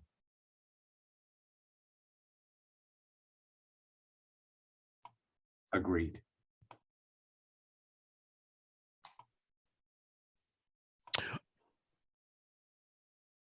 Okay, that sounds like a good place for maybe a pause. Yeah. Okay. I was thinking the same thing. Let's take another. Yeah. The other thing I was going to say about is at some point we should probably also talk about what happened to the ship. Yeah. Okay. Yeah, we certainly Okay. should. Let's Okay. take a break here. We'll see you guys. Well, one of the things that Stephen put on the table, which I agree with, is figuring out what happened with the ship. There's a part of me that feels like the ship, that you know what has happened, but that they had to leave, that they just took off in this stolen Zygerian freighter and have left Dathomir. But I wanted to check in. Is that interesting? Do you have other results that you would posit that you think you'd prefer? To be honest, from my point of view, I think that given that neither of those 2 players are here, the best thing that could happen is that their characters are with that ship wherever that ship is. I'm just slightly nervous about them reappearing as NPCs. But that's which they can't do, which was a factor in my head of like, maybe I just remove them from play by saying that the ship took off. It literally was hounded by TIE fighters, and they're like, well, if we go to hyperspace, we're out of here. And these people probably want to get back to their homes. So I I don't know that we would really want NPCs to come in and like save the day or anything like that. I think this Exactly. is a story between us, but there is a possibility of a Han Solo movement being, being pulled at the last moment where it's like they pop out of hyperspace and maybe can help us out if we need. So, Ooh. yeah. Which we get to hear my favorite Darth Vader quote of the entire Star Wars saga. What? What? I've re-listened to it just to make sure that my memory of the sound isn't as discordant as it's a little less dorky in reality than in my mind's eye, but in my mind's eye, what? Cracks me up. All right. So it feels like our next thing is rising folks up to try to take the spaceport. And large-scale battle isn't really a thing that Apocalypse World Brendover is built for. So let me talk with you about my thoughts from the last 5 minutes during our break. There's a part of me that could find some interesting story in the idea of building folks up. That could be interesting, but also that's one of those like prequel stories where we kind of know that they're gonna do the thing. It's just how much forces do you have, and if you don't have mechanics to mechanize a mechanism for those folks to be reflected, then is it a little bit of spinning your wheels? That was one thought that I had. Another thought I had was perhaps this is the point where we move to epilogues and just talk out what happens at the spaceport. And then my last thought with all of this is that this is Star Wars. So of course we are inclined to have the super awesome victory where all of evil is defeated. However, I feel like Dathomir is a pretty dark place. And what, to me, and again, it's the three of us, not just Rich declaring, to me, a hard-won, costly victory or a Pyrrhic victory feels more in line with the Dathomir and the Apocalypse World vibe that we've played with in these 4 sessions.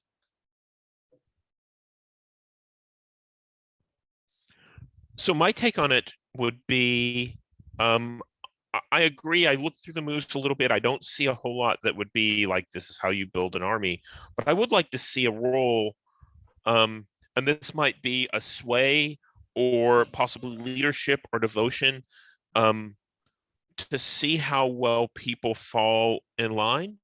And like, I can imagine a failure flavors the epilogues with, this is how we're still fighting and the costs we've associated with it. A success is, this is how we're trying to establish a new place for us. And in between is something we would figure out.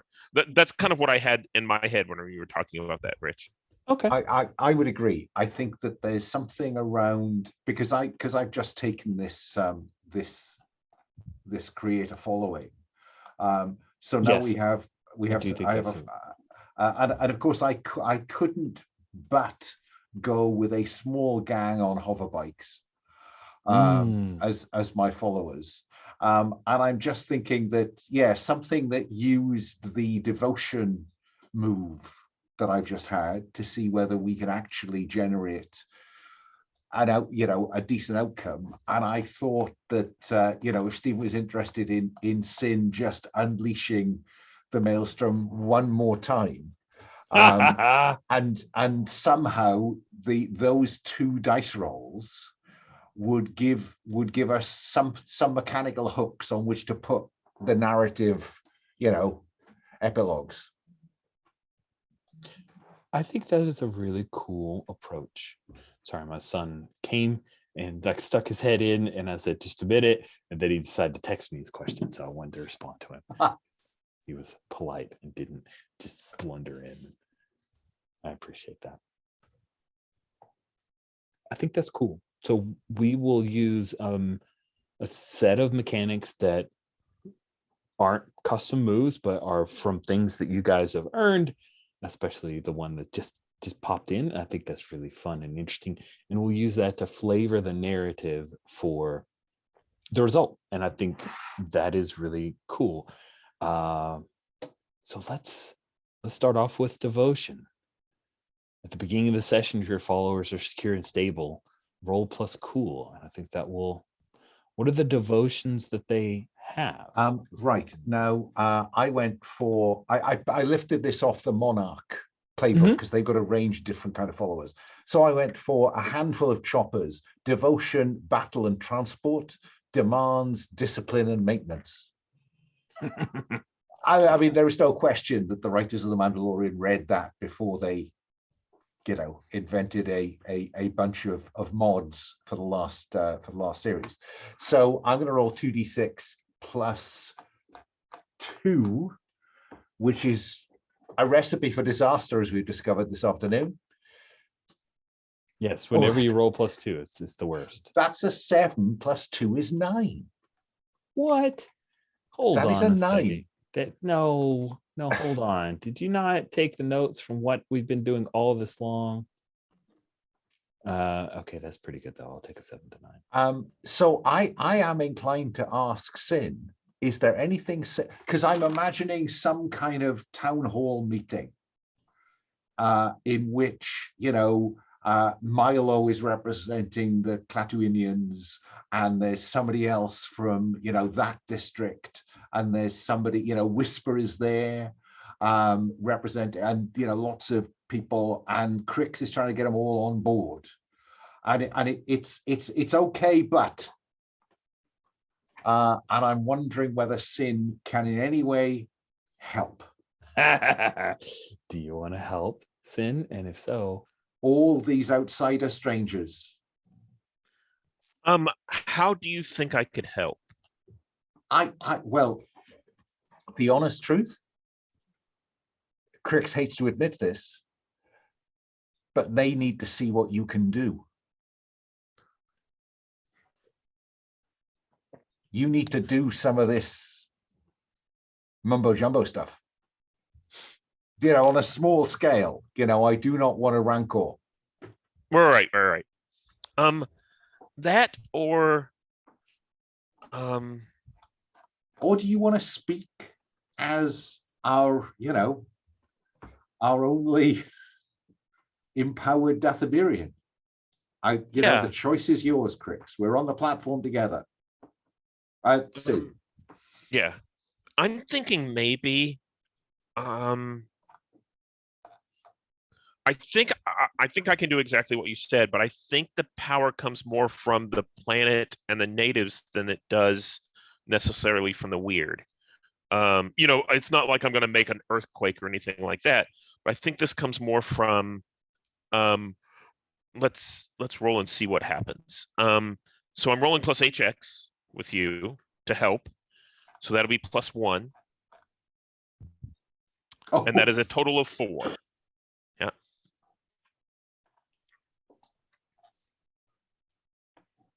And on a miss. Well, I think we don't need to define the catastrophe that is. Right. But it means that I'm stuck at best on a mixed success in terms of the level of devotion. If we're just using these outcomes to give us a flavor for our what happens next. You see what I mean?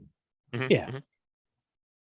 And cool. The way that I couched that, the fiction was that I was thinking we needed to show that the planet supported us. And I think that's part of the fiction, is that maybe there's question about that. Yeah, I think that's cool. Because, the spirits of your sisters, so to speak, are still arguing the toss. They're not happy about this. They want their blood price. Some want vengeance, others want to leave and move on. None seem ready to support you, Sin, in this new direction you've chosen. Now, Yeah. the third way has alienated both wings of the party. Has indeed. I kind of like But this it. has always been the way.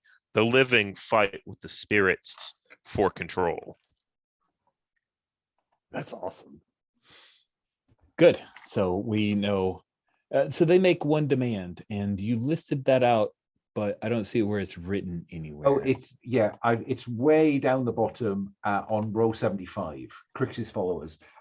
So the Oh, battle there it and is. transport. So people are up for battle and transport, but demands are discipline or maintenance. Oh yeah. So what goes wrong? I think it's too early for demand of discipline. While that I think that is narratively interesting, I think it is a demand of maintenance. They are going to Crix's followers, a handful of choppers. We need to give them a name. And what is something that's Dathomir? I know there's more than Rancor on Dathomir, so let me grab something from. There's that weird bird thing from the The video game. Chirodactyl? Huh. Is that it? I don't know. Dathomirian bats? Oh yeah, I think they're the Chirodactyls. The Chirodactyls, they agree with this. They don't want the Imperials around, but they demand all the tech that they need and want. No negotiation. Like, it's theirs. And then once they're done with the salvage, everybody else can divvy it up. That's fine. So I if we go bigger on that, it means all the factions that we're trying to bind together, there's going to be some kind of, devil take the hindmost for salvage and just looting. Mm-hmm, mm-hmm. If this does not speak of a unified new government. Yeah. For our epilogue. You may be able to drive away the Imperials from this spaceport, but you're probably going to end up with a little bit of a feral city, a feral fallen city as a result. Oh man, that's cool. I'd like we'll all rise up against the Imperials, but then you follow the infighting in the aftermath. That sounds terrible. I think, Sin, there is a need for you to unleash the maelstrom. If you don't mind, I think what I'm going to do instead of unleash the maelstrom and cause destruction, because we've had a lot of stuff like that. I think Sin's place. I think I'm going to open my brain, and I'm going to give myself over to Dathomir to see if Dathomir will support us. Does that make sense? It does. Yeah. So where does Sin go? What do we see? Yeah, I think I go back up in the mountains, like where I came from. Back where you came from. I love it. What is it that we see when you travel up? And of course, you're taking Crix with you. It's just the two of you. So what is it that Crix might see that tells him that this is a place Sin has been?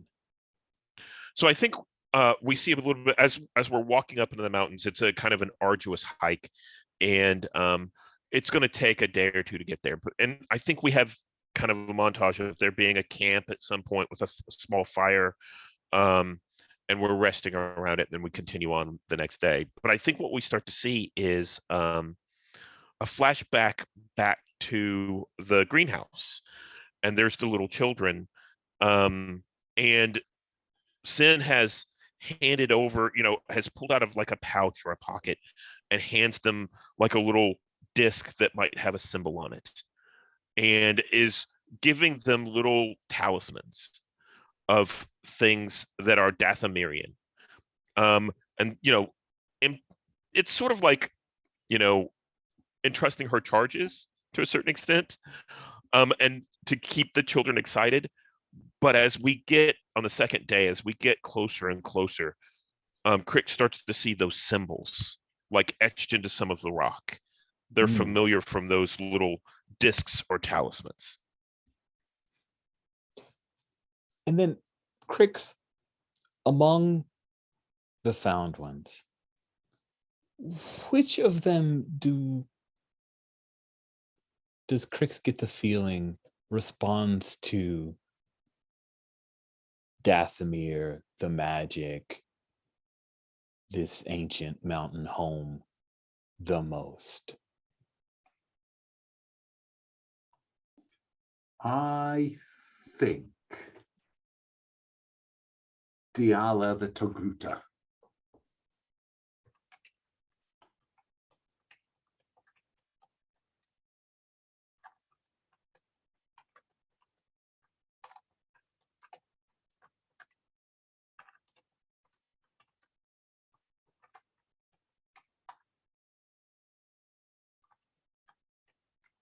Cool. I like that.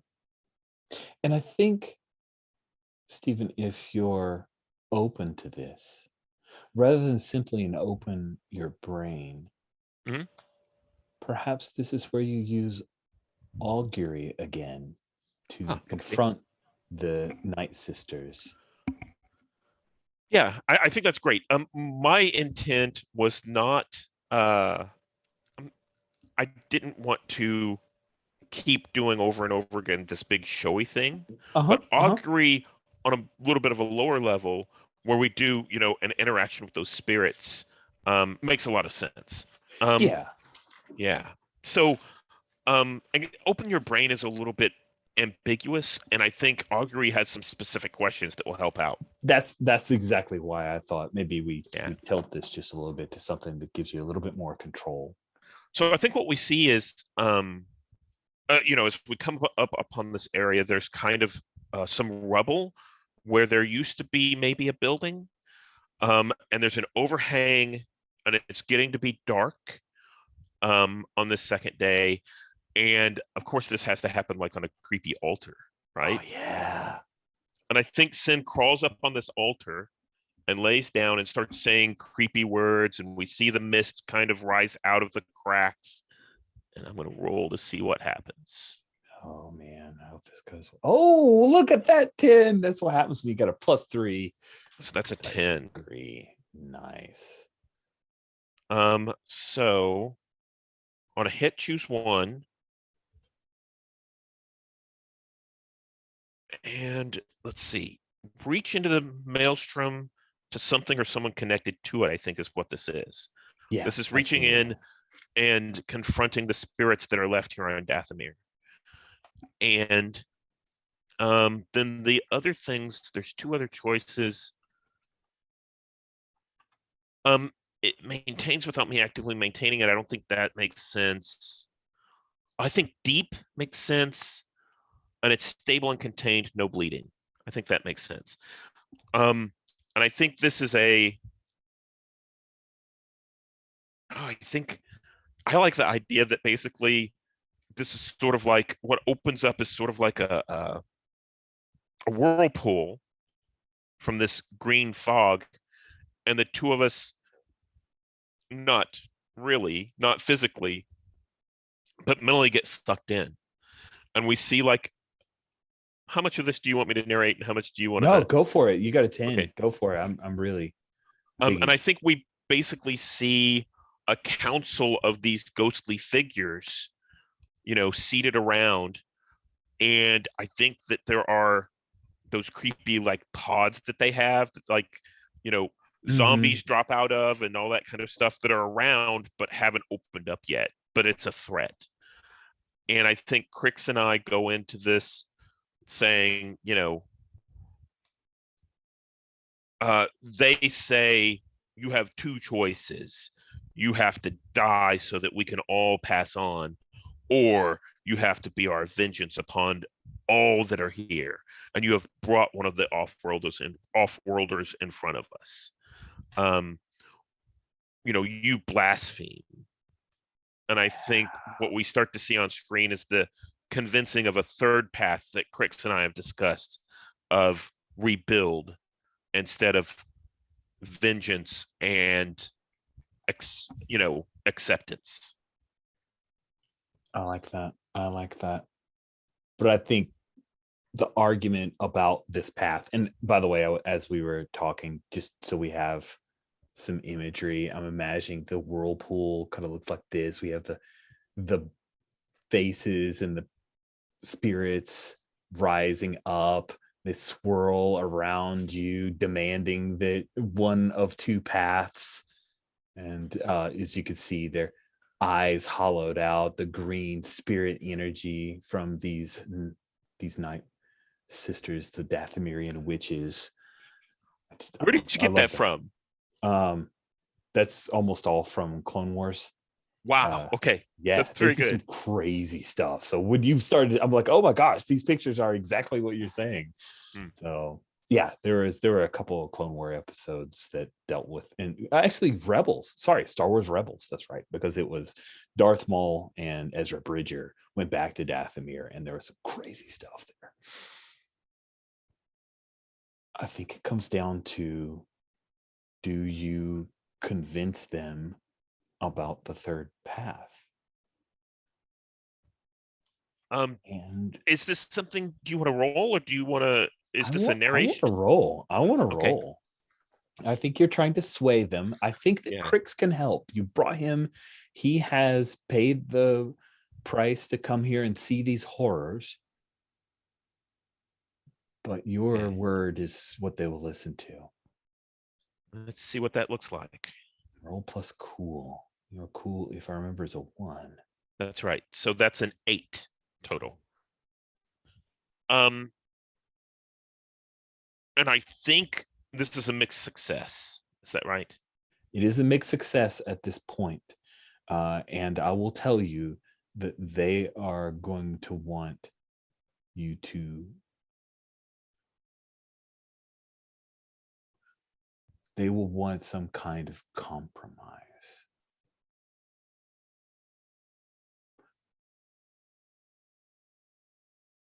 But if you push to a 10 plus, those who want vengeance will take their vengeance on the spaceport. I think Crix can help with that. Okay. Because I think Crix can, if he's able to speak to these, maybe he can't see these.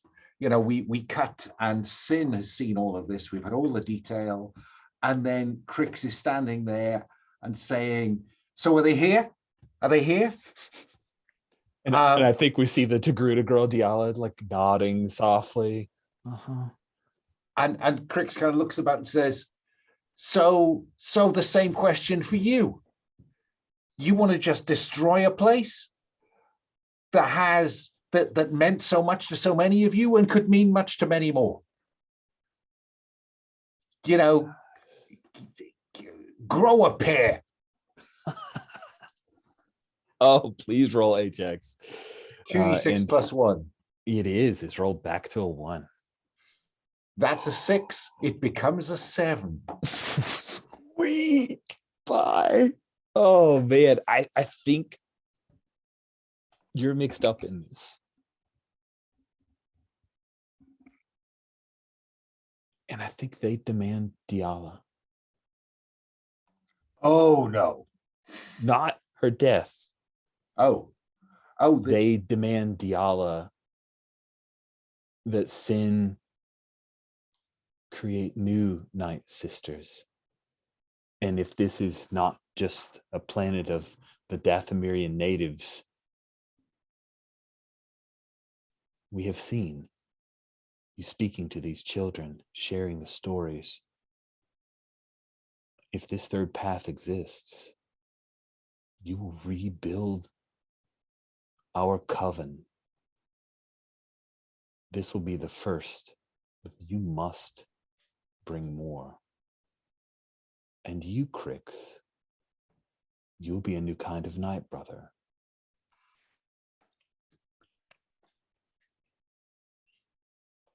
This is our demand. Damn it, if that's what it takes. Nice. Ooh, I think- yeah, you don't see it. Like maybe you hear this from Diala. Like she starts speaking this ethereal voice, Crix, as they make their demand. And I'm sorry, Stephen, I talked over you. No, I think that actually, at this council of the spirits, I think we see several of them who are still angry and they're like still demanding vengeance, and they turn around and turn their backs and leave and like walk through the wall. So I think there's still dissension because it's a mixed success. But I think the consensus among them is this third path is viable if we give over the souls of others. Yeah. Nice. All right. Well, that was successful. So you have a heavy price to pay for the Harrier gang, as it were, or the dang it, what did I call them? I've forgotten the name already. The Dathomirian bats. Yes, the bats. I didn't write it down either. Dang it, that's what I get for. I like copy pasted it, but then it screwed up the bolding that you're doing. Pterodactyls. I'm putting it in the chat, so it will not be lost again. Pterodactyls want more, and now we come to the end. And I don't know if I'm interested in anything more than a role or a couple of roles. I mean, I think personally, I think we've done the roles. We know what's going to happen. I think it's just about narrating it out myself. I think you're right. Yeah. Epilogue, right? Let's do it. Let's go to epilogues. This force from primarily chiaroscuro, but there are also others who come from Moribund. There are well-kitted mercenaries sent out from High Market. The Well, primarily led by Milo and her Clatuidian forces, send their representatives as well. You know, as you march upon this, Crix, you know in your heart that this is enough of a force to probably take the spaceport, but the price, the scavenging, the salvage, the infighting to come after will be tumultuous. But the terrible thing about Crix is that at heart, he's terribly naive. And he thinks he can hold it all together. Sad but true. Who wants to kick off talking about what happens to? I'll kick off if you like. I think that we'll start with a shot of maybe the garbage scow with the chiaroscuro folk and some Clatuinians, and flanked by the hoverbikes of the pterodactyls, and then we'll come out and we'll see the factions that you described sweeping down on the starport, and then all hell breaks loose. Stephen, do you want to describe anything that happens at the starport? Because then I'm going to screen wipe for time to pass. Yeah. So I think that we can also describe at the starport, where there are troopers, and I think whenever all this first starts, there are troopers there, and we see some of that green mist come out of the ground, and maybe a spectral hand comes out. But I don't think the trooper actually sees it. It's just all of a sudden they hear static, and they kind of, bump the helmet, and nothing happens. But there's no communication. There's no warning whenever the attack happens. So it's sort of like the spirits and Dathomir itself has rejected them and interfered with their ability to communicate and coordinate. And anytime that there's something possible. Like, I think we see a couple of shots where a trooper brings up a rifle and then they stumble as they step on the wrong pebble, or the ground shifts under their feet. Yeah. Nice. That is Um, wicked. And rather than detailing all of that, then we'll screen wipe to, I think that the Pterodactyls hold the spaceport. But then we follow one of them heading into town, and there's chaos. There's rioting and looting, and into Chiaroscuro, and Crix's greenhouse is burning. And that's me done. Okay. What do we see as the epilogue for Sin? So I think Sin and, I'm sorry, what's the name of the Togruta child? Oh, it is Diala. Diala. So I think Sin is at a high point above the city as the fight has gone on, and she's there with the children and maybe a few other select people that she feels like will help in the rebirth. And as they watch this, they're concentrating and they're trying to aid the spirits in the fight as best they can. And they see the riot going on in town and the destruction.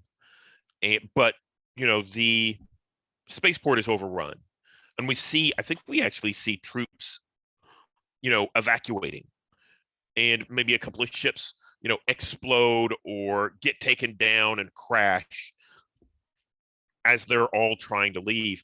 And we see all of these evacuating ships, and we see the riot down in the city, and Sin turns to the others and says, this is how it should be. Dathomir is strife and harsh, and only through our will and strength will we survive and bend the harsh reality to rebuild the society that existed. Nice. Yeah. I have just thought of something else. If I can just then screen wipe to the deck of what looks to be an Imperial cruiser of some description. Read my mind. Keep going. And I'm imagining Moff Gideon is on the bridge, and he's talking. We can't see which figure he's talking to. It's a hollow of some figure, and he's saying, no, I leave Dathomir to you. I have other prey to seek. That's wicked. That's very good. I like that. I like that a lot. And with that, we will bring this series to a close. Dathomir is free? ? But at what cost? And we know the epilogues for Sin and Crix Aaron. Cool. And we got full 3 hours out of it. Who'd have thought it? Who'd have thought Who would it? have thought? I was like, oh, this is like an hour and a half and an epilogue of thing. And we didn't. This was good. This was really good. Cool. So we will bring this series to a close. Thank you both so much for bringing your A games this morning/afternoon. I have really enjoyed this iteration of Dathomirian burned over time with you. Still a few holes I want to plug in those rules, but just tiny. They're tiny. They're only in certain situations. Cool. With that, I will bring this recording to a close. Thank you all so much for playing.